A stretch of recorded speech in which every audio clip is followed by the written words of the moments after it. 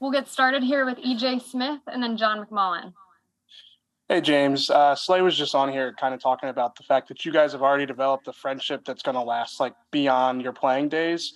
I guess, is that how you see it? I mean, and how have you guys, developed that so quickly? Yeah, I definitely see it that way. Slay's a genuine guy, very funny guy. He's kind of like the opposite of, as far as personality. He's more talkative and whatnot. I guess opposites attract. That's why he's a fun guy to hang around. Go ahead, John, and then Zach Berman. Hey, James. Just talk to Slay about how you guys complement each other on the field. What's it like for you to have somebody that talented on the other side? Doesn't change things that much. Can you complement each other? I enjoy watching him come to work and then showcasing his talents and whatnot, watching his film, looking at his technique and whatnot. I think that's the one thing I pull away from being a teammate of his. But I really depend on the nickel and the safeties a lot when it comes to playing in the different coverages and the different schemes and whatnot. But it's definitely enjoyable to come in and work and be a part of the defense with Slay. Go ahead, Zach, and then Mike K. Hey, James, you said when you were on the podium last time that you're not always this serious. This is just kind of your public image, if you will. How are you behind the scenes, if you're willing to describe it? I don't really like talking about myself, so I would say you need to ask Slay or somebody about me personally. But I'm probably not like a real talkative, but once we get around each other, we get comfortable. I've been here for a few weeks, so I'm more talkative now, of course, and whatnot. So I would just say I'm not as serious. I like to smile more outside the media and whatnot. Go ahead, Mike, and then Ed Kraft. Hey, James, we talk a lot about the starters, you, Avante, and Slay a lot, but who are the corners besides you three that are really sticking out to you so far this summer? Well, I think they're all showing, the ability to play this game at a high level, and they're all showing improvements. I like what I've seen from Zach, Josh Jobe, Jay Black, Josiah. All the guys in the room are showing a lot of talent and also improvements, from day one to now. So I'm looking forward to watching them all go out there and play tonight. You mentioned that you rely a lot on the nickel and the safeties in coverage. When you have somebody like Josiah who could back up Avante, when you go that deep at the position, how important is that for your role at the nickel position? I think it's very important because it's a physical game and injuries happen. Knock on wood, you never want to get injured during this game, but you never know who might go down. So the guy behind him has to be just as smart, just as good, has to know the playbook just as much as the first guy.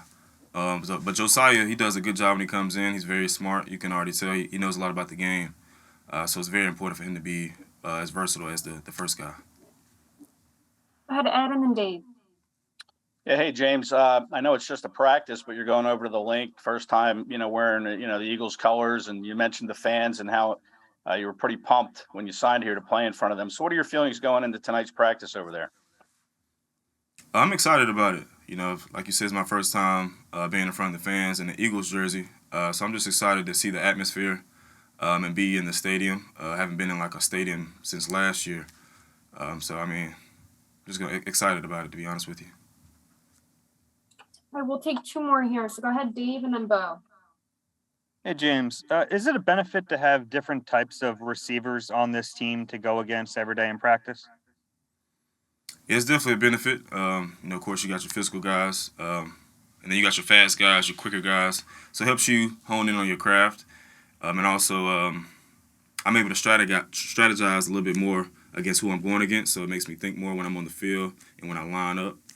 So it definitely is a benefit having a versatile group of receivers. All right, last one here with Bo. Hey, James, speaking of those receivers, you've had a chance to go against Jalen Reagor a little bit the past couple of days. 1 second, Case. What's been your read on him? Casey, 1 second. What's been your read on Reagor and what's made him different than the other guys to cover? His speed and explosiveness, and he also has strong hands as well.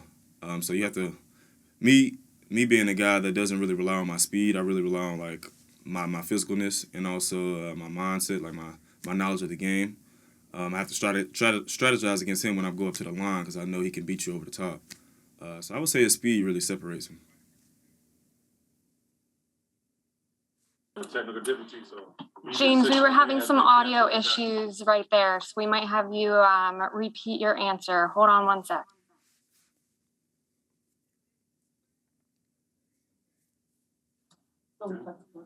Bo, do you want to try to repeat your question real quick? Sure, yeah, I think you answered it probably, but just your read on Jalen Reagor and what's made him different than the other guys that you've had to cover. I mean, I would say his speed and explosiveness. Given his ability to be able to take the top off of a defense, you definitely have to strategize when you go against him, and make sure you don't let him get behind you. So I would say his speed and explosiveness is what separates him. All right, thank you for your time, James. Thank y'all.